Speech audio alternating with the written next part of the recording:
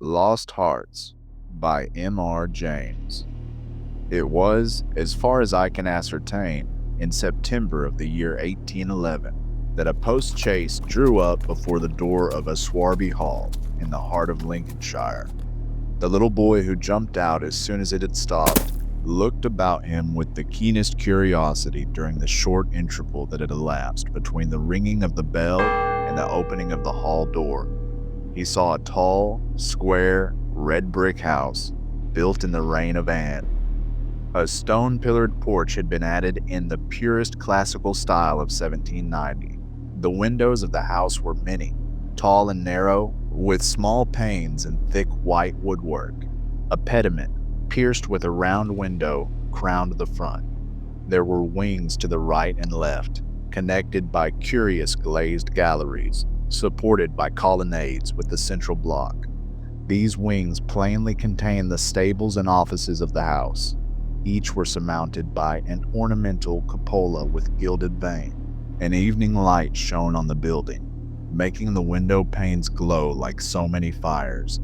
Away from the hall in front stretched a flat park studded with oaks and fringed with firs, which stood out against the sky.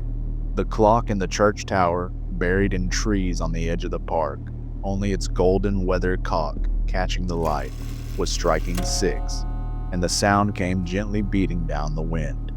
It was altogether a pleasant impression, though tinged with the sort of melancholy appropriate to an evening in early autumn. That was conveyed to the mind of the boy who was standing in the porch waiting for the door to open. The post-chaise had brought him from Warwickshire, where 6 months before he had been left an orphan. Now, owing to the generous offer of his elderly cousin, Mr. Abney, he had come to live at Aswarby. The offer was unexpected, because all who knew anything of Mr. Abney looked upon him as somewhat of an austere recluse, into whose steady-going household the advent of a small boy would import a new and, it seemed, incongruous element. The truth is that very little was known of Mr. Abney's pursued temper. The professor of Greek at Cambridge had been heard to say that no one knew more of the religious beliefs of the later pagans than did the owner of Aswarby. Certainly, his library contained all the then available books bearing on the mysteries, the Orphic poems, the worship of Mithras, and the Neoplatonists. In the marble-paved hall stood a fine group of Mithras slaying a bull, which had been imported from the Levant, at great expense by the owner. He had contributed a description of it in the Gentleman's Magazine, and had also written a remarkable series of articles in the Critical Museum on the superstitions of the Romans of the Lower Empire. He was looked upon, in fine, as a man wrapped up in his books, and it was a matter of great surprise among his neighbors that he should even have heard of his cousin, Stephen Elliott, much more than he should have volunteered to make him an inmate of Aswarby Hall. Whatever may have been expected by his neighbors, it is certain that Mr. Abney, the tall, the thin, the austere, seemed inclined to give his young cousin a kindly reception. The moment the front door was opened, he darted out of his study, rubbing his hands with delight. "How are you, my boy? How are you? How old are you?" said he. "That is, you are not too much tired, I hope, by your journey to eat your supper?" "No, thank you, sir," said Master Elliot. "I am pretty well." "That's a good lad," said Master Abney. "How old are you, my boy?" It seemed a little odd that he should have asked the question twice in the first 2 minutes of their acquaintance. "I'm 12 years old next birthday, sir," said Stephen. "And when is your birthday, my dear boy? 11th of September, eh? That's very well. Nearly a year hence, isn't it? I like to get these things down in my book. Sure it's 12, certain?" "Yes, quite sure, sir." Well, take him to Miss Brunch's room, Parks, and let him have his tea, supper, whatever it is." "Yes, sir," answered the staid Mr. Parks, and conducted Stephen to the lower regions. Miss Bunch was the most comfortable and human person whom Stephen had as yet met in Answerby. She made him completely at home. They were great friend in a quarter of an hour, and great friends they remained. Miss Bunch had been born in the neighborhood some 55 years before the date of Stephen's arrival, and her residence at the Hall was of 20 years standing. Consequently, if anyone knew the ins and outs of the house and the district, Miss Bunch knew them, and she was by no means disinclined to communicate her information. Certainly there were plenty of things about the Hall and the Hall Gardens which Stephen, who was an adventurous and inquiring turn, was anxious to have explained to him. Who built the temple at the end of the Laurel Walk? Who was the old man whose picture hung on the staircase, sitting at the table, with a skull under his hand? These and many similar points were cleared up by the resources of Miss Bunch's powerful intellect. There were others, however, of which the explanations furnished were less satisfactory. One November evening, Stephen was sitting by the fire in the housekeeper's room reflecting on his surroundings. "Is Miss Abney a good man, and will he go to heaven?" he suddenly asked, with a peculiar confidence which children possessed in the ability of their elders to settle those questions, the decision of which is believed to be reserved for other tribunals. "Good? Bless the child," said Mrs. Bunch. "Master's as kind a soul as ever I see. Didn't I never tell you of the little boy as he took in and out to the street, as you may say, this 7 years back, and the little girl, 2 years after I first come here?" "No, do tell me all about them, Mrs. Bunch. Now, this minute." "Well," said Mrs. Bunch, "the little girl I don't seem to recollect so much about. I know Master brought her back with him from his walk one day, and give orders to Miss Ellis, as was housekeeper then, and she should be took every care with, and the poor child had not one belonging to her. She telled me so her own self. And here she lived with us no matter of 3 weeks, it might be, and then, whether she was something of a gypsy in her blood or what not, but one morning she set out of her bed before any of us had opened an eye, and neither track nor trace of her have I set eyes on since. Master was wonderful put about, and had all the pawns dragged, but it's my belief she was had away by them gypsies, for there were slinging round the house for as much as an hour by that night she went, and Parks, he declares he heard them a-calling in the woods all that afternoon. Dear, dear, a hard child she was, so silent in her ways and all, but I was wonderful taken up with her, so domesticated she was, surprising." "And what about the little boy?" said Stephen. "Ah, that poor boy," sighed Mrs. Bunch. "He were a foreigner, Giovanni he called himself, and he came a-tweaking his hurdy-gurdy round and about the drive one winter day, and Master had to come him in a minute, and asked all about where he came from, and how old he was, and how he made his way, and where were his relatives, and all as kind as heart could wish. But it went the same way with him. They're a hunreary lot, them foreign nations, I do suppose, and he was off one fine morning just the same as the girl. Why, he went, and what he done was our question for much a year after, for he never took his hurdy-gurdy, and there it lay on the shelf." The remainder of the evening was spent by Stephen in miscellaneous cross-examination of Miss Bunch, and in efforts to extract a tune from the hurdy-gurdy. That night he had a curious dream. At the end of the passage at the top of the house, in which his bedroom was situated, there was an old, disused bathroom. It was kept locked, but the upper half of the door was glazed, and since the muslin curtains which used to hang there had long been gone, you could look in and see the lead-lined bath affixed to the wall on the right hand, with its head towards the window. On the night of which I am speaking, Stephen Elliott found himself, as he thought, looking through the glazed door. The moon was shining through the window, and he was gazing at a figure which lay in the bath. His descriptions of what he saw reminds me of what I once held myself in the famous vaults of St. Michan's Church in Dublin, which possessed the horrid property of preserving corpses from decay for centuries. A figure inexpressibly thin and pathetic, of a dusty leaden color, enveloped in a shroud-like garment, the thin lips crooked into a faint and dreadful smile, the hands pressed tightly over the region of the heart. As he looked upon it, a distant, almost inaudible moan seemed to issue from its lips, and the arms began to stir. The terror of the sight forced Stephen backwards, and he awoke from the fact that he was indeed standing on the cold boarded floor of the passage in the full light of the moon.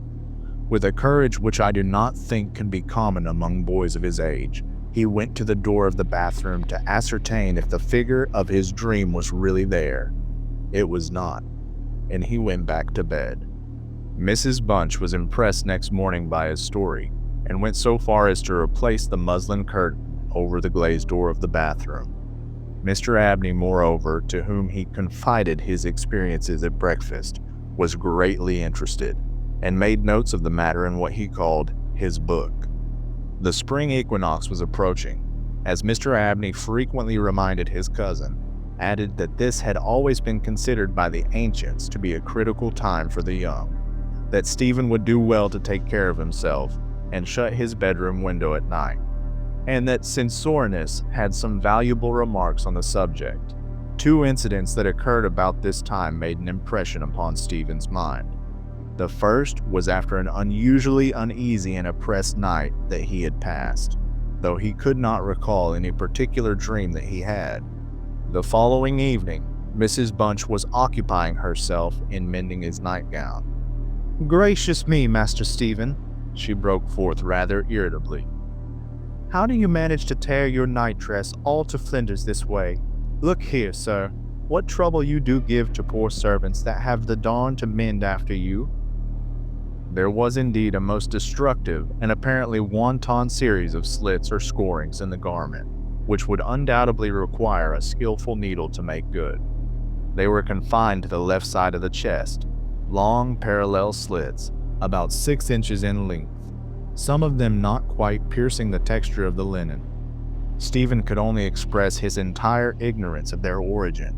He was sure that they were not there the night before. "But," he said, "Mrs. Bunch, they are just the same as the scratches on the outside of my bedroom door. I'm sure I'd never had anything to do with making them." Mrs. Bunch gazed at him open-mouthed, then snatched up a candle, departed hastily from the room, and was heard making her way upstairs. In a few minutes she came down.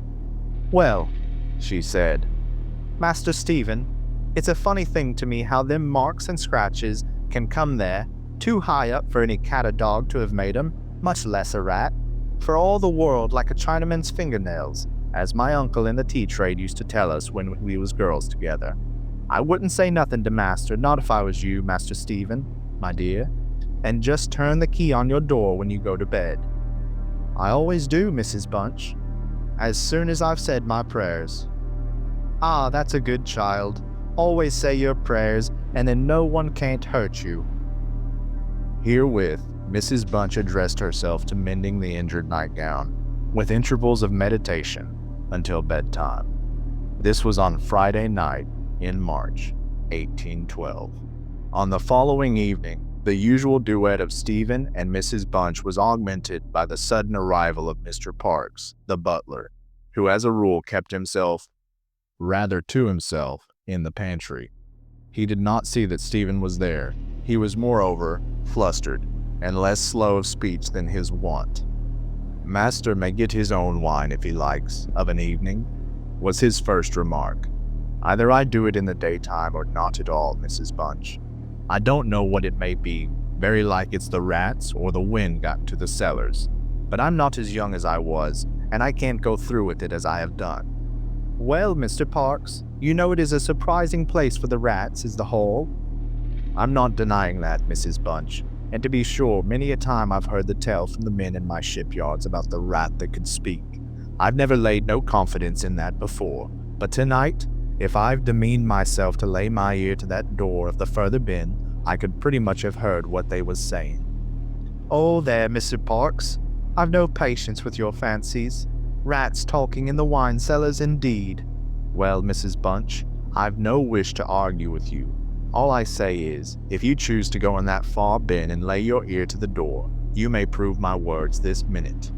"What nonsense do you talk, Mr. Parks? Not fit for children to listen to." Why, you'll be frightening Master Stephen there out of his wits." "What, Master Stephen?" said Parks, awaiting the consciousness of the boy's presence. "Master Stephen knows well enough when I'm a-playing a joke with you, Mrs. Bunch." In fact, Stephen knew much too well to suppose that Mr. Parks had in this first instance intended a joke. He was interested, not altogether pleasantly, in this situation, but all his questions were unsuccessful in inducing the butler to give any more detailed account of his experiences in the wine cellar.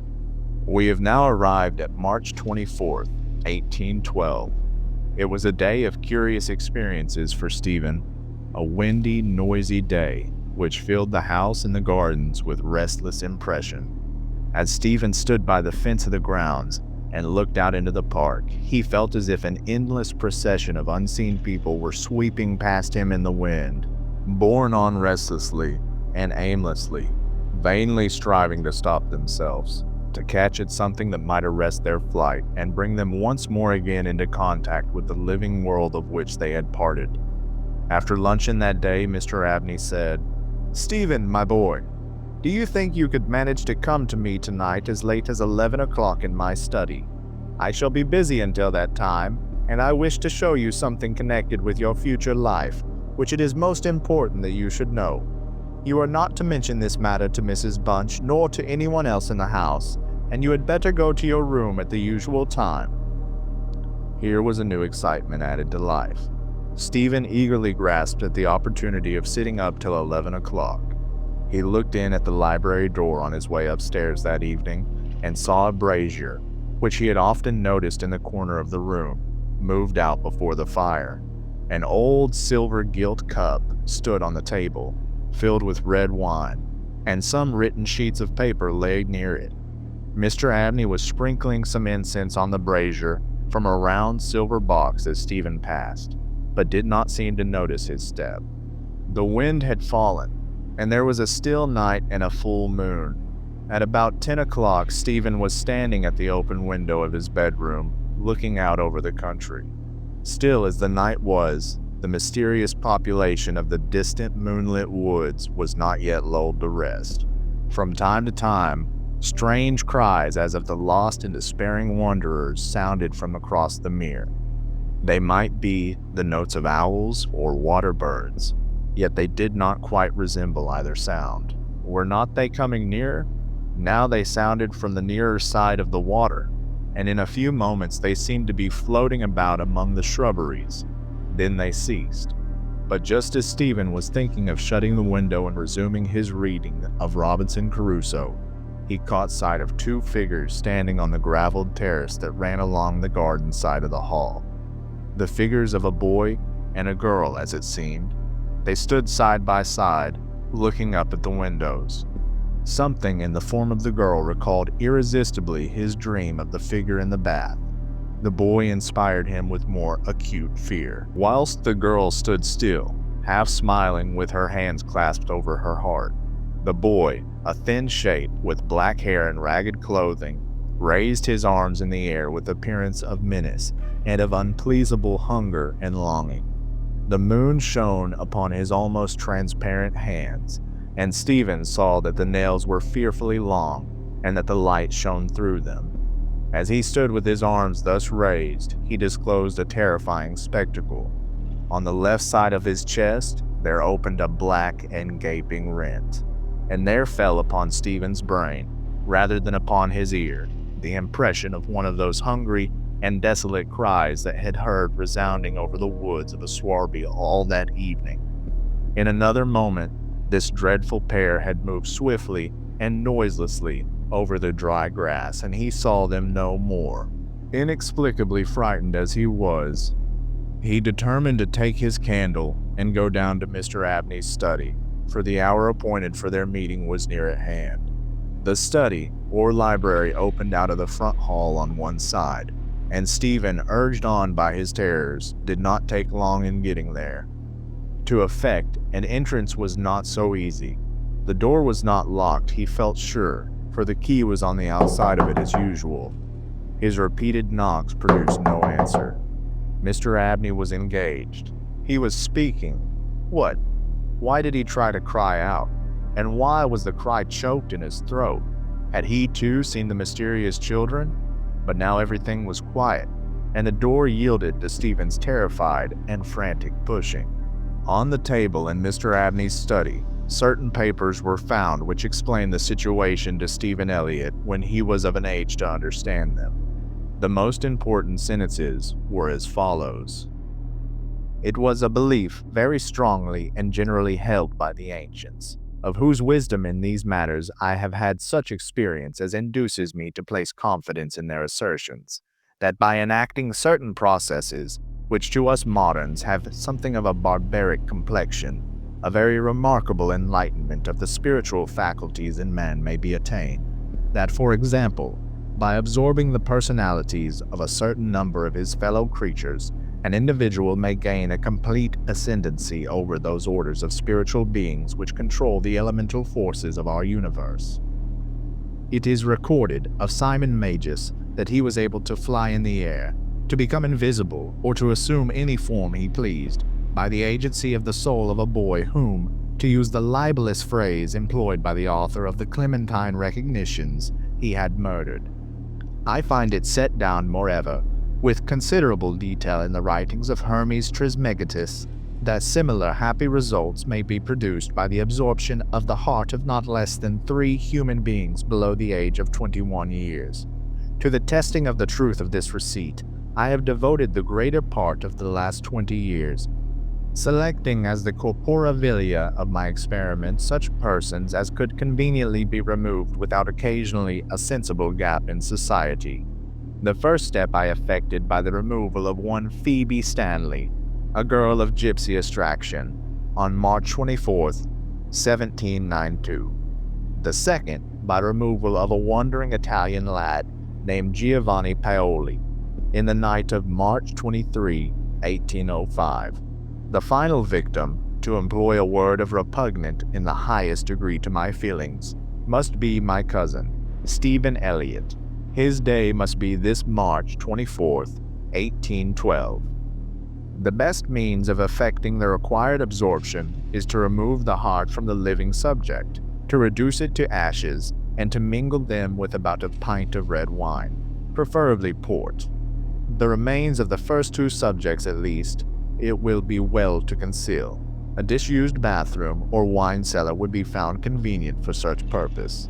Some annoyance may be experienced from the psychic portion of the subjects, which popular language dignifies with the name of ghosts.